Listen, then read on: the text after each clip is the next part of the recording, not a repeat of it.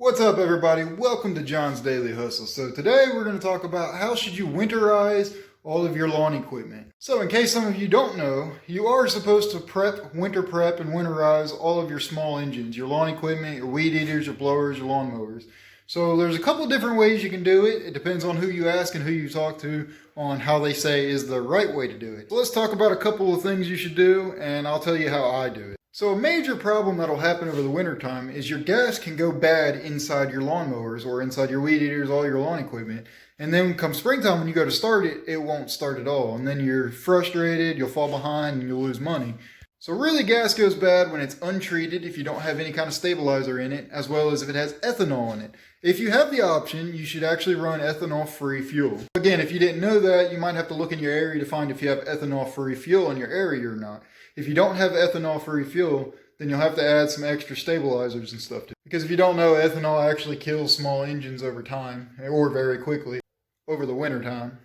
Some lawnmowers have a shut-off valve, just like this right here. You guys just turn this, turn the valve, shut it off.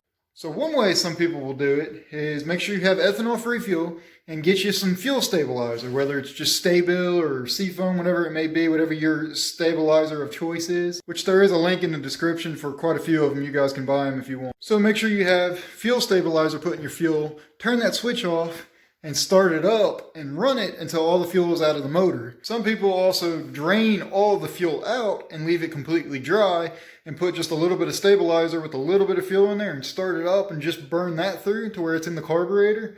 But then once it runs out of gas, there's nothing left. So what I actually do, since I know I run ethanol-free fuel in all my mowers and I run 91 grade, so I run the best gas I could possibly get right now for my mowers, I run that in all of them. Since I know it's all ethanol free, I don't have to worry about any ethanol going bad or any problems with the ethanol come springtime. I actually make sure that I top all of my mowers off with fresh ethanol free fuel. And then I add fuel stabilizer, just a little bit per each mower, whatever the amount that you actually need to put in. You have to read the back of it, and if it says, put 2 ounces per gallon, put 2 ounces per gallon that your mower holds, and so forth. And then I actually start them up and run them. I let them run for about 5 to 10 minutes just to where the fuel circulates through it. And I know that stabilizer gets through the carburetor. And then that's pretty much it. That's what I do. I do the same thing for my 2-stroke motors too. And my weed eaters and my leaf blowers.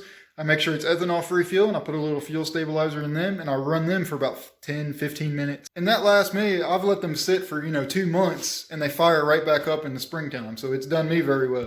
Now, one other thing I recommend you do is you get you some kind of battery tender or trickle charger or battery charger of some kind, whatever you want to call it, and keep all of your batteries charged because, as you guys know, with them just sitting here, they will go dead.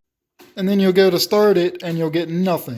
So what I actually do to help counteract the batteries dying is every few weeks I'll actually start all the mowers up and let them run for 5 to 10 minutes. Even when it's cold in the wintertime, I still do it. And that helps with the battery staying charged. It keeps them charged, as well as it helps with the fuel circulating through it. And you constantly have fuel burning off in it. And again, I've had my mowers sit for, a month and a half not starting. And I've done everything I said I've done. And come springtime, they start up first or second pull. Or if it's a key, they start very easily. So I'm not saying the way I do it is right or there's a wrong way to do it. But that's definitely the way I do it, and it's worked very well for me. And it's very little headache. It's very easy to do. You just pour a little bit of stuff in it and start it.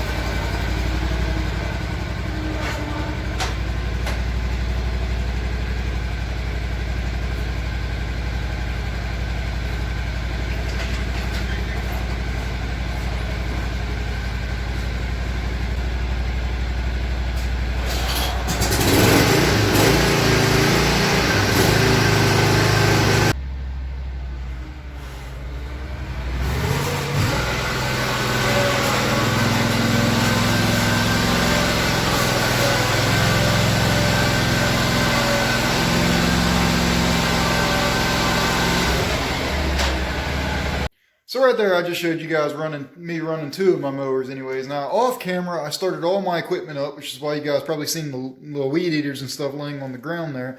But off camera, I also took all my mowers at least my 2 turns and my Bobcat here, I actually took them out and rode them up and down the street a little bit just to get the hydro fluid warmed up and to get everything moving through it thoroughly and just make sure everything works properly. Now, you don't have to do that. That's just something I recommend to do, or just something I like to do. You know, even though it's the day after Christmas, it's 65 degrees outside again, so it's warmed up nicely. So I just utilized a nice day out. And honestly, I'm missing mowing and cutting grass. I'm so ready for the springtime. So I just wanted to take the mower out for a little bit and give it a little bit of a go around the block.